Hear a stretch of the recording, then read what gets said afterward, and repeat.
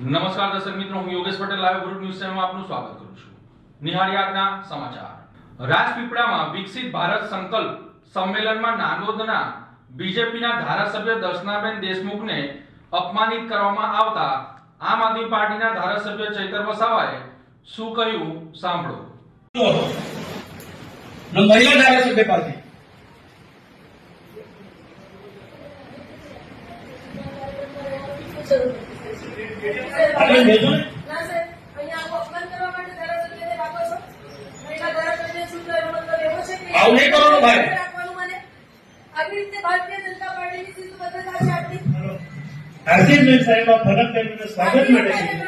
સ્વાગત માટે જે ખુલાર નથી કઈ નથી પેશન્ટ ખુલાર રહ્યા છે એ નામ નથી બોલતો સમાજને અપરિત કરવાનું કામ કરે આદિવાસી સમાજના અમારા અધ્યક્ષ હોય ત્યારે આદિવાસી સમાજનું તમે વચ્ચે ના બોલશો મારી આગળ, ત્યારે પછી અપમાન કરવા માટે અહીંયા બોલાવો છો. ના સાહેબ, તમે પ્રભારી મંત્રી છો ને, તમે જુઓ છો સવારથી કાર્યક્રમ કેવી રીતે ચાલી રહ્યા છે. અમારું અપમાન કરવા માટે બોલાવો છો તમે. આ ચૂંટણીમાં જીતાઈને આવેલી છું, કોઈ ઉપરથી પેરાગ્લાઇડિંગ કરી નથી આવી. હું અહીંયા મારા વિસ્તારના અધ્યક્ષ છે, મારા આદિવાસી મોરચાના અધ્યક્ષ છે. ના સાહેબ, આભાર આપનો. Thank you. આપે મારા માટે લડી એના માટે ખૂબ ખૂબ આભાર. સર્વે જનતાનો પણ અને આપ સર્વે નેતૃત્વનો પણ. કોણે કહી દીધું? આ પેલો છે ને મહામંત્રી. કોણ છે? આશીષભાઈ. પ્રમુખના આધાર ઉપર જ કીધું હોય ને ભાઈ, રહેવા દે ને. ચાલો, પ્રમુખના આધારે જ કીધું હોય. એ તો સાહેબ આ વસ્તુ ખોટી છે. બંને વડીલશ્રી ઈશ્વરભાઈ આપને પણ વિનંતી કરું, મોહમ્મદભાઈ સાહેબ આપને પણ વિનંતી કરું, સંગઠનના લોકો જિલ્લા પ્રમુખના માર્ગદર્શન હેઠળ જ આ બધા જે કંઈક ધતિંગો થઈ રહ્યા છે આ જિલ્લામાં, જિલ્લાને બરબાદ કરવાના, ખરાબ કરવાના ભાગોની ચલો, કોઈને કહેવાનો કોઈ મતલબ નથી. આ બધા લોકોને છે ને આટલા બાંધેલા છે, આટલા બાંધેલા છે. બધાને આદિવાસી સમાજની કોઈને પડેલી નથી. આદિવાસી સમાજ જાય બહારમાં બધાને એવું છે.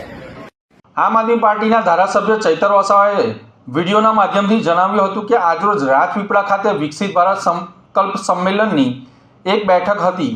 આ વિસ્તારમાં તમામ પદાધિકારીઓ, અધિકારીઓ અને લોકો પણ ત્યાં હાજર હતા. આ બેઠકમાં જિલ્લાના પ્રભારી મંત્રી ઈશ્વરભાઈ પટેલ અને ભારતીય જનતા પાર્ટીના એસસી મોરચાના પ્રમુખ ગણપતભાઈ વસાવા, ભરૂચના સાંસદ મનસુખ વસાવા અને સ્થાનિક ધારાસભ્ય દર્શનાબેન દેશમુખ પણ હાજર હતા. છતાં ભારતીય જનતા પાર્ટીના સંગઠન દ્વારા દર્શનાબેન દેશમુખનું નામ લેવામાં આવ્યું ન હતું. એમનું સ્વાગત પણ કરવામાં ન આવ્યું હતું. એમને વાત મૂકવા માટે આમંત્રિત પણ કરવામાં ન આવ્યા હતા. જેના પર અમે આગળ પણ કીધું છે કે ભારતીય જનતા પાર્ટીની સરકારમાં કે સંગઠનમાં આદિવાસી નેતાઓ, સાંસદો કે ધારાસભ્યોનું કંઈ સન્માન જળવાતું નથી અને એમને અવારનવાર અપમાનિત કરવામાં આવે છે, જે આજે જાહેરમાં અપમાનિત કરવામાં આવ્યા હતા. અમે અનેક મિટિંગોમાં, અનેક કાર્યક્રમોમાં બોલતા હોઈએ છીએ ત્યારે લોકોને એવું થાય છે કે ચૈતર વસાવા કેમ બોલે છે, પણ જે ચૂંટાયેલા લોકો નથી અને ભારતીય જનતા પાર્ટીના પ્રમુખ, મહામંત્રી જેવા લોકો છે તેવા આ કૃત્ય અવારનવાર કરે છે, ચૂંટાયેલા લોકોને અપમાનિત કરે છે અને એ આજે ફરી લોકોએ દોહરાવ્યું છે. ત્યારે દર્શનાબેન દેશમુખ તો ઊભા થઈને રાજીનામું ધરી દેવા સુધીની વાતો વહેતી થઈ છે. એક મહિલા આદિવાસી ધારાસભ્યનું આ પ્રકારનું અપમાન થતું હોય ત્યારે અમે પણ કહીએ છીએ કે દર્શનાબેન દેશમુખ રાજીનામું આપી દેવું જોઈએ. તો જ આ ભારતીય જનતા પાર્ટીના જે સંગઠનમાં બેઠેલા લોકો છે એમને ખબર પડે અને આગળ પણ અવારનવાર આ પ્રકારના અવગણનાના પ્રસંગો બન્યા છે. ચૈતર વસાવાએ વધુમાં જણાવ્યું હતું કે 7 ટર્મથી સતત ચૂંટાઈ આવેલા સાંસદ મનસુખ વસાવાનું પણ સંગઠનમાં કોઈ માનતું નથી, સરકારમાં પણ કોઈ માનતું નથી. અવારનવાર તેમને પણ દારૂબંધીને લઈને પત્રો લખ્યા છે. નર્મદા જિલ્લામાં ભાજપના નેતાઓ ખુલ્લેઆમ દારૂ વેચે છે અને જેનાથી યુવાનો ખરાબ થાય છે. નાયબ મુખ્યમંત્રીને તેમને લખ્યું હતું, છતાં પણ એને આજે 20 દિવસ થયા કોઈ કાર્યવાહી કરવામાં આવી નથી. ઉલટાનું એમને છાવરવામાં આવે છે. એટલે મને લાગે છે કે એમના માટે એક સાંસદ, એક ધારાસભ્ય કરતાં પણ એમના જિલ્લા પ્રમુખો અને મહામંત્રીઓ વિશેષ હોય એવું આવા દારૂના વેપલાઓ કરીને એમના હપ્તાઓ જે ગાંધીનગર સુધી પહોંચાડતા હશે એટલા માટે જ એમને છાવરવામાં આવે છે એવું લાગી રહ્યું છે.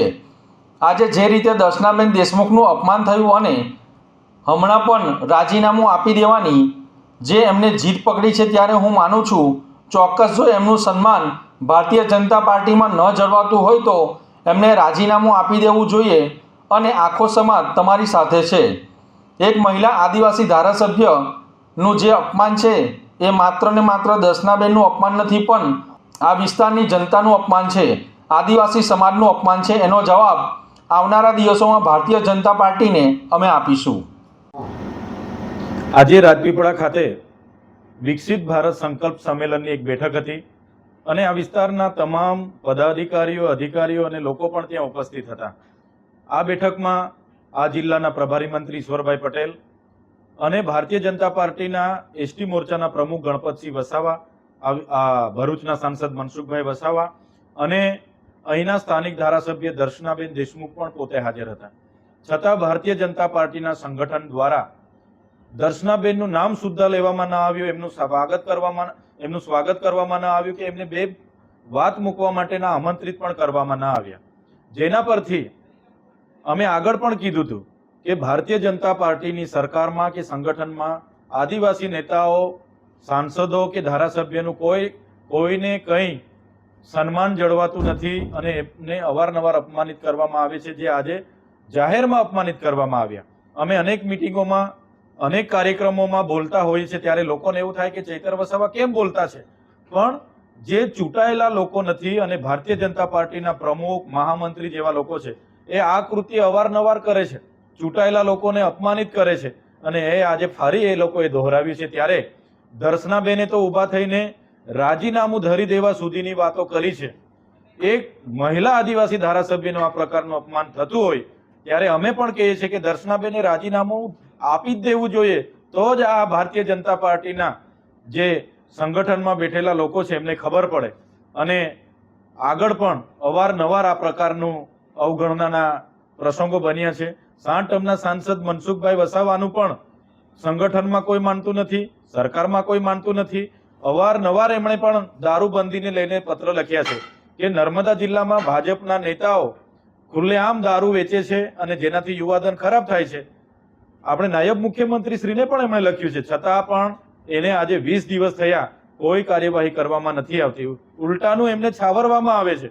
એટલે મને લાગે છે એમના માટે એક સાંસદ, એક ધારાસભ્ય કરતા પણ એમના જિલ્લા પ્રમુખો અને મહામંત્રીઓ વિશેષ હોય, જેઓ આવા દારૂના વેપલા કરીને એમના હપ્તાઓ છેક ગાંધીનગર સુધી પહોંચાડતા હશે, એટલા માટે જ એમને છાવરવામાં આવે છે એવું મને લાગે છે. આજે જે પ્રકારે દર્શનાબેનનું અપમાન થયું અને દર્શનાબેન હમણાં પણ ગાંધી પ્રતિમાને ત્યાં ધરણા પર બેઠા છે અને રાજીનામું આપી દેવાની જે એમણે જીદ પકડી છે, ત્યારે હું માનું છું ચોક્કસ જો એમનું સન્માન ભારતીય જનતા પાર્ટીમાં ન જળવાતું હોય તો એમને રાજીનામું આપી દેવું જોઈએ. આખો સમાજ તમારી સાથે છે.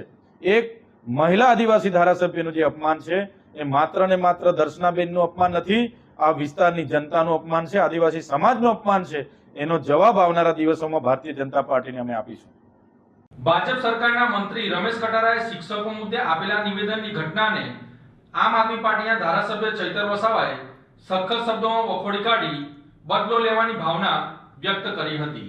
ભાજપ સરકારના મંત્રી રમેશ કટારા દ્વારા શિક્ષકો મુદ્દે જે નિવેદન કરવામાં આવ્યું છે તેની નિંદા કરતા આમ આદમી પાર્ટીના ધારાસભ્ય ચૈતર વસાવાએ જણાવ્યું હતું કે ગત રોજ રાજ્ય સરકારના મંત્રી દ્વારા જાહેર મંચ પરથી શિક્ષકોને લઈને નિવેદન આપવામાં આવ્યું છે.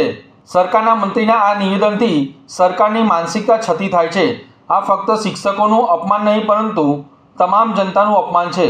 શિક્ષક ક્યારેય સામાન્ય નથી હોતા, તેઓ સમાજ અને દેશનું ઘડતર કરનારા વ્યક્તિ હોય છે, માટે આ અપમાન સહન કરી શકાય તેમ નથી. મંત્રી દ્વારા ખોટી રીતે ટોન્ટ મારીને કહેવામાં આવ્યું હતું કે સામે બેસેલા શ્રોતાઓએ પણ તે નિવેદનને મશ્કરી સમાન ગણી તાળીઓ પાડી હતી. તો આ મશ્કરી એ ગુરુની છે જે બાળકોને કેળવણી આપે છે અને દેશનું ઘડતર કરે છે. જે પગાર પંચની વાત કરીને કહેવામાં આવ્યું હતું કે ભૂતકાળમાં શિક્ષકો 200-500 રૂપિયામાં નોકરી કરતા હતા અને સારું શિક્ષણ આપતા હતા. તો મારે કહેવું છે કે એ સમયે મોંઘવારી કેટલી હતી અને કેટલી મોંઘવારી આજે છે એ જનતાને ખબર છે. ત્યારે કોઈ પણ સરકારી પ્રવૃત્તિમાં શિક્ષકોને કામ સોંપવામાં આવતું ન હતું. આજના શિક્ષકને તમામ કામગીરી સોંપી દેવામાં આવે છે, જેના કારણે તેઓ વર્ગખંડમાં રહી શકતા નથી. વધુમાં આમ આદમી પાર્ટીના ધારાસભ્ય ચૈતર વસાવાએ જણાવ્યું હતું કે આજે શિક્ષકોની વસ્તી ગણતરીના કામમાં હોય છે, BLO તરીકે ફરજ બજાવે છે, SIRના કામ હોય છે અને જેના કારણે આજે શિક્ષણ ખાડે ગયું છે. શિક્ષકોની ઘટ હોવા છતાં ઘણી શાળાઓમાં માત્ર એક જ શિક્ષક હોવા છતાં એ શિક્ષક નિષ્ઠાપૂર્વક પોતાની ફરજ નિભાવવાનો પ્રયાસ કરે છે, ત્યારે સરકારના મંત્રીનું નિવેદન ક્યારેય પણ ચલાવી લેવાય એવું નથી. ગુજરાત સરકાર અને આ મંત્રીને કહેવા માંગીએ છીએ કે જો તમે શિક્ષકનું સન્માન ન કરી શકો તો અપમાન કરવાનો પણ કોઈ અધિકાર નથી. શિક્ષક મોંઘવારી, પોતાના એરિયર્સ, પોતાના પેન્શન અને પોતાના હક અધિકારીઓ માટે માંગ કરે તેમાં ખોટું શું છે? તમે કહ્યું છે કે શિક્ષકને 8મું કે 10મું પગાર પંચ આપીએ છીએ છતાં પણ તેમનું પેટ ભરાતું નથી અને તેઓ માંગણીઓ કરતા રહે છે. તો મારો એ મંત્રીને સવાલ છે કે તમે ક્યારે 8મું કે 10મું પગાર પંચ લાગુ કર્યું અને શિક્ષકોને આપ્યું? આવી ખોટી માહિતીથી ગેરમાર્ગે દોરવા માટે અને શિક્ષકોનું અપમાન કરવા માટે સરકારના મંત્રી રમેશ કટારા દ્વારા જે નિવેદન કરવામાં આવ્યું છે તેને અમે સખત શબ્દોમાં નિંદા કરીએ છીએ અને આ અપમાન અમે ક્યારે પણ સહન કરીશું નહીં અને આવનારા સમયમાં આ નિવેદનનો જવાબ ગુજરાતની જનતા ભાજપને આપશે તેમ જણાવ્યું હતું. ગતરોજ રાજ્ય સરકારના મંત્રી દ્વારા જાહેર મંચ પરથી શિક્ષકોને લઈને જે નિવેદન આપવામાં આવ્યું છે જેની અમે સખત શબ્દોમાં નિંદા કરીએ છીએ અને આ નિવેદન જે સરકારના મંત્રી દ્વારા આપવામાં આવ્યું છે એ સરકારની માનસિકતા છતી કરે છે. આ માત્ર ગુજરાતના શિક્ષકોનું જ અપમાન નથી પણ આ ગુજરાતની તમામ જનતાનું અપમાન છે. શિક્ષક એ સાધારણ નથી હોતો. શિક્ષક એ સમાજનું ઘડતર કરનારો, રાષ્ટ્રનું ઘડતર કરનારો હોય છે. ત્યારે આ અપમાન ક્યારે સહન કરી શકાય એમ નથી. એ મંત્રીશ્રી દ્વારા એક એવી શૈલીમાં એવા ટોન મારીને વર્ણન કરવામાં આવ્યું જેના કારણે સામે બેઠેલા શ્રોતાઓ દ્વારા પણ એને મસ્કરી સમાન એમને આવકારી લઈને તાળીઓથી વધાવી લેવામાં આવ્યું. ત્યારે આ મસ્કરી એક ગુરુની છે. જે ગુરુ કેળવણી આપે છે, જે ગુરુ દેશનું ઘડતર કરે છે એનું આ અપમાન છે. ત્યારે જે પગાર પંચની વાત કરવામાં આવી અને કહેવામાં આવ્યું કે આગળના ભૂતકાળમાં 200 થી 500 રૂપિયામાં નોકરી કરતા હતા અને સારું શિક્ષણ આપતા હતા, ત્યારે મોંઘવારી કેટલી હતી એ પણ જનતાને ખબર છે અને આજે મોંઘવારી ક્યાં પહોંચી છે એ પણ જનતાને ખબર છે. ત્યારે કોઈ પણ સરકારી પ્રવૃત્તિઓમાં શિક્ષકને કામ સોંપવામાં આવતું ન હતું. આજની સરકારીની તમામ કામગીરીમાં શિક્ષકને સોંપી દેવામાં આવે છે, જેના કારણે શિક્ષક શૈક્ષણિક કાર્ય માટે વર્ગખંડમાં રહેતો નથી. એ વસ્તી ગણતરીમાં હોય છે, એ બીએલઓની કામગીરીમાં હોય છે, એસઆરની કામગીરીમાં હોય છે અને જેના કારણે આજે શિક્ષણ ખાડે ગયું છે. આજે શિક્ષકોની ઘટ હોવા છતાં, એક શાળામાં માત્ર એક શિક્ષક હોવા છતાં એની નિષ્ઠાપૂર્વક કર્તવ્યથી એ શિક્ષક ફરજ નિભાવવાનો પ્રયાસ કરે છે. ત્યારે આ પ્રકારનું જે એમનું નિવેદન છે જે ક્યારે ચલાવી લેવાય નહીં. અમે ગુજરાત સરકારને કહેવા માંગીએ છીએ, એમના મંત્રીને કહેવા માંગીએ છીએ, જો તમે શિક્ષકોનું સન્માન કરી શકતા ના હોય તો શિક્ષકોને અપમાન કરવાનો તમને કોઈ અધિકાર નથી.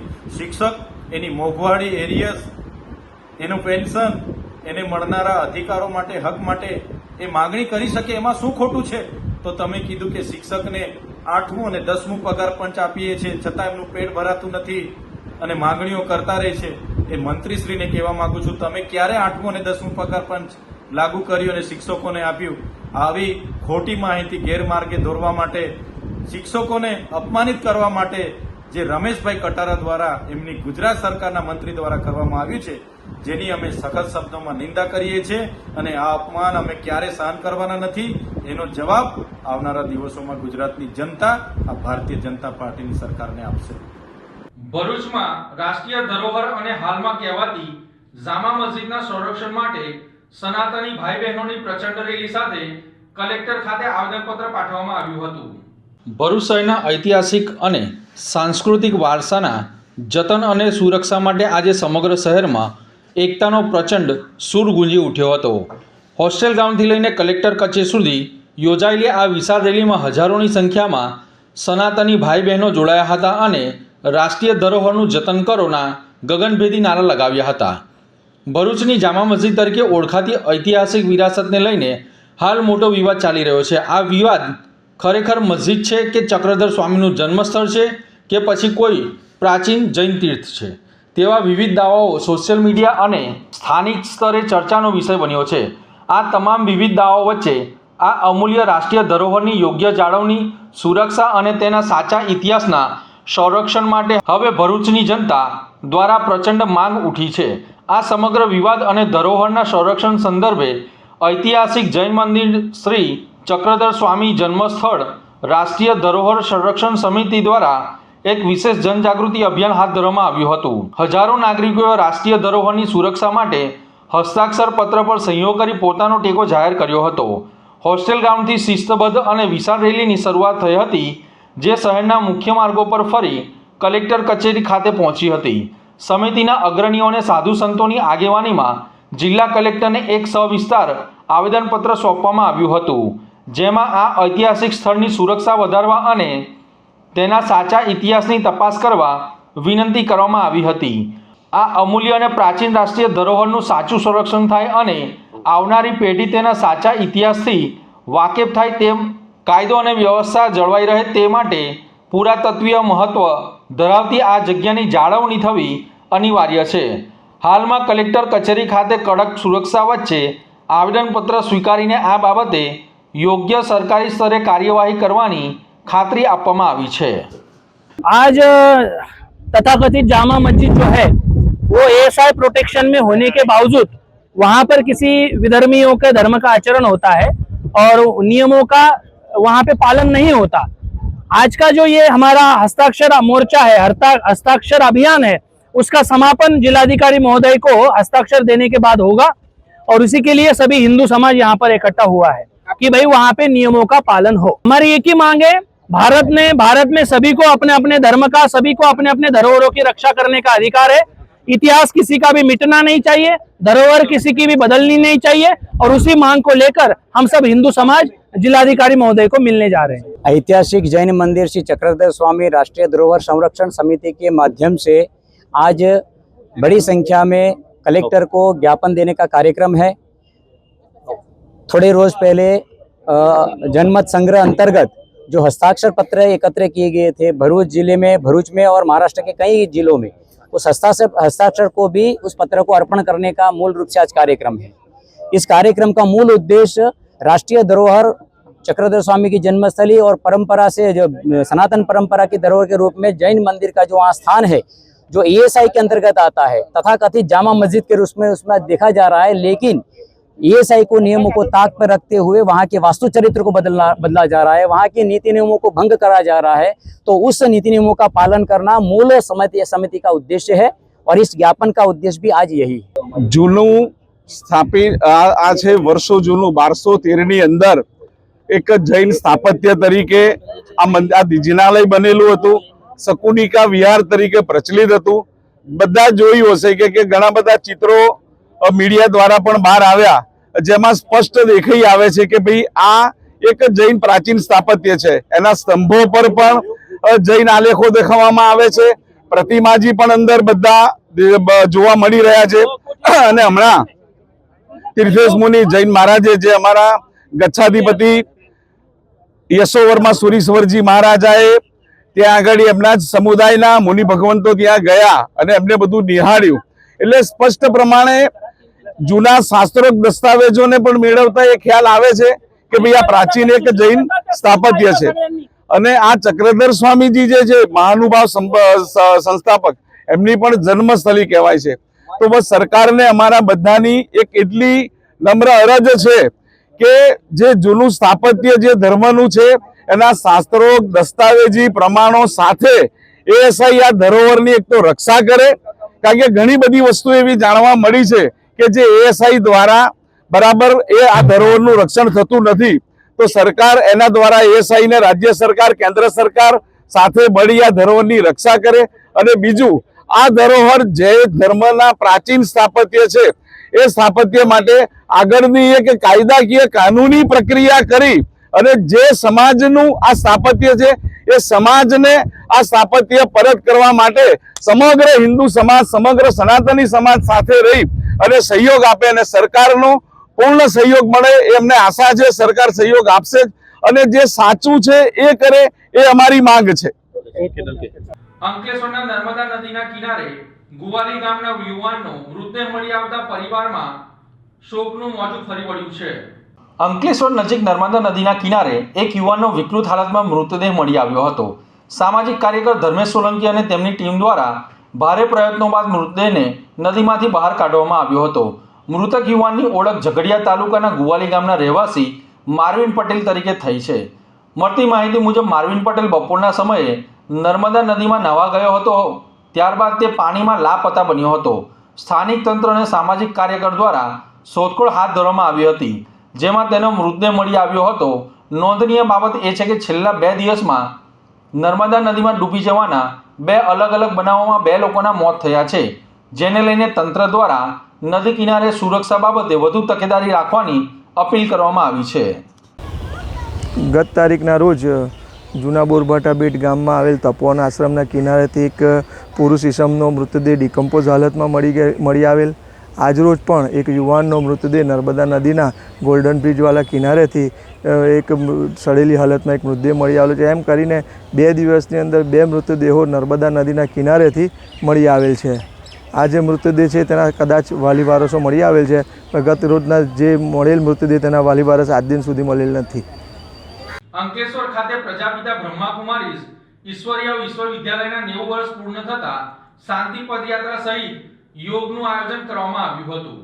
અંકલેશ્વરના હાંસોટ રોડ પર પ્રજાપિતા બ્રહ્માકુમારીઝ ઈશ્વરીય વિશ્વવિદ્યાલયના 90 વર્ષ પૂર્ણ થયાના ઉપલક્ષમાં તેમની આગામી 21 જૂન ઇન્ટરનેશનલ યોગા ડેના અંતર્ગત અંકલેશ્વર હાંસોટ રોડ પર શક્તિનગરમાં આવેલ બ્રહ્માકુમારી સેવા કેન્દ્ર દ્વારા walk for peace and yoga શાંતિ પદયાત્રાનું આયોજન કરવામાં આવ્યું, જેમાં નગરપાલિકાના ઉપપ્રમુખ વિરલબેન મકવાના તથા પાલિકાના સભ્ય દીક્ષિતાબેન રાણા, બીકે યોગા ટીચર સુરેન્દ્રભાઈ સહિત મહાનુભાવો ઉપસ્થિત રહ્યા હતા અને મહાનુભાવોએ ઝંડી બતાવી શાંતિ પદયાત્રાનો પ્રારંભ કરાવ્યો હતો. આ શાંતિ પદયાત્રામાં શક્તિનગરથી નીકળી જલારામ સ્કૂલ થઈ સ્વર્ણિમ લેકવ્યુ પાર્ક ખાતે પહોંચી હતી, જ્યાં યોગનું આયોજન કરવામાં આવ્યું હતું. યોગ બાદ શાંતિ પદયાત્રાનું શક્તિનગર બ્રહ્માકુમારી સેવા કેન્દ્ર ખાતે સમાપન કરવામાં આવ્યું હતું. તો આ હતા આજના સમાચાર. નવી ઘટનાઓ સાથે ફરી મળીશું. ત્યાં સુધી જોતા રહો લાઈવ ન્યૂઝ ચેનલ. નમસ્કાર.